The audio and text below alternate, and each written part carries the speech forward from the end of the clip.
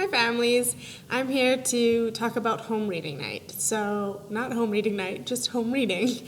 After Thanksgiving, you will notice your child brings home a book, and I had it on my desk, that looks a lot like this.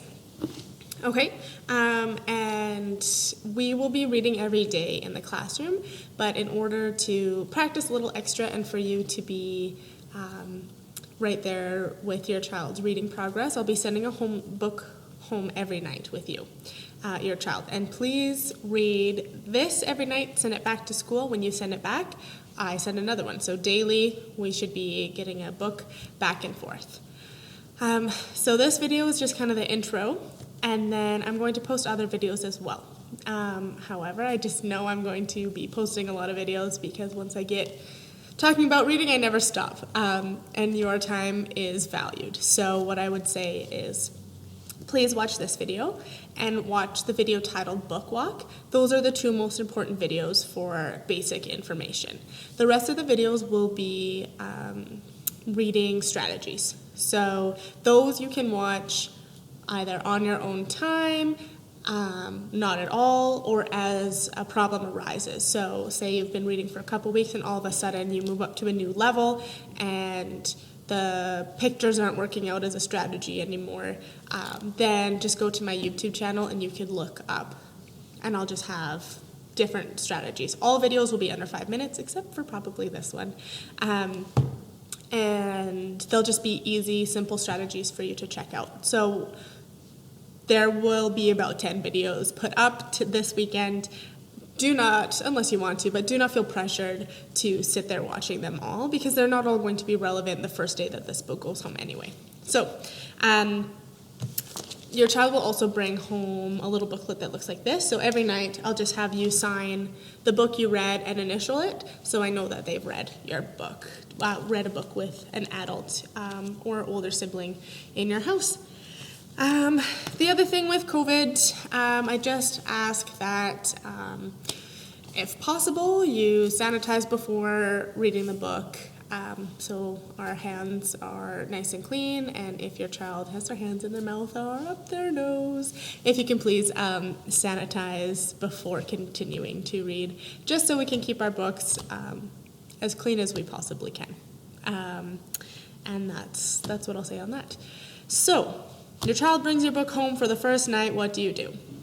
First thing you're going to do is called a picture walk or a book walk, and that's where you look at the pictures, not even the words yet. So you're going to look at the pictures and just read from there. You can watch the video called Book Walk to learn a little bit more in depth about how a book walk looks. After you have looked at all the pictures, you go back to the beginning and then you read the words. At the beginning of the year, we really encourage pointing to the words so children can get used to reading the words. Because most of the books your child will be bringing home are really patterned. Patterned meaning like each page will pretty much say the same word, except it will probably change once. Like look at the mouse, look at the cat, look at the dog. Because it is so patterned, children can often read without looking at the words. They'll just look at the pictures. They'll say, look at the cat, look at the dog, look at the bunny, but they're looking at the picture. They're not looking at the words. And if they're not looking at the words, then they're not learning quite the way we need them to be. So if you are pointing to the words, it's going to be going, I talk about our brains a lot. I tell the grade ones it's going to be going into your brain a lot more than if you're just looking at the pictures.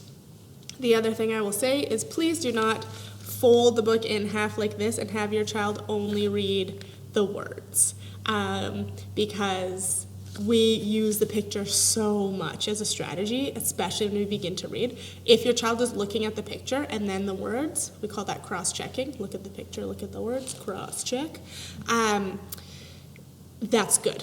That's a thumbs up. We want them doing that. So please do not just say, okay, just read the words. That's not what we want to do. The other thing I do want to just briefly touch on is again, teach how you want to teach at home. But in the classroom, I teach sounding out is not really going to work. And that is because when you are reading a word, okay, let's even just look at the word have. We know it, you and I know it. But if you ask your child to sound this word out using the letter sound knowledge they should have, they would go have. And that is what sounding that word out would be. Same with read, rad. And that's not a strategy we can confidently rely on. So that's where I'm going to post videos of other strategies.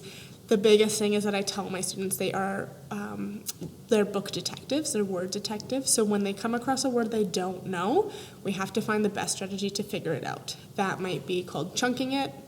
That might be looking at the pictures. That might be covering up endings, looking for things we know, looking for sight words inside. So there's tons of strategies to be a word detective. And if we're relying on sounding it out, it's not going to work the same as you and I learned in school. It's just we have changing minds, we have kids coming from all kinds of backgrounds, and we are learning that sound it out is just not the best method.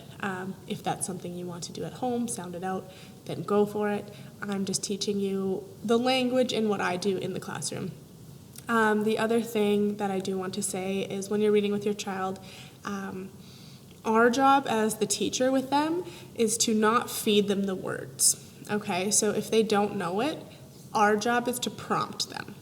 So first they come across a word they don't know. They might look at you, okay? And what I do, I know it feels rude at first, but what I do is you give them the forehead. So they're looking at you and you kind of just like look down, avoid their eyes, and maybe prompt, Kate, try it yourself. But they look to you because they know that if they give you those puppy dog eyes, you'll probably tell them the word.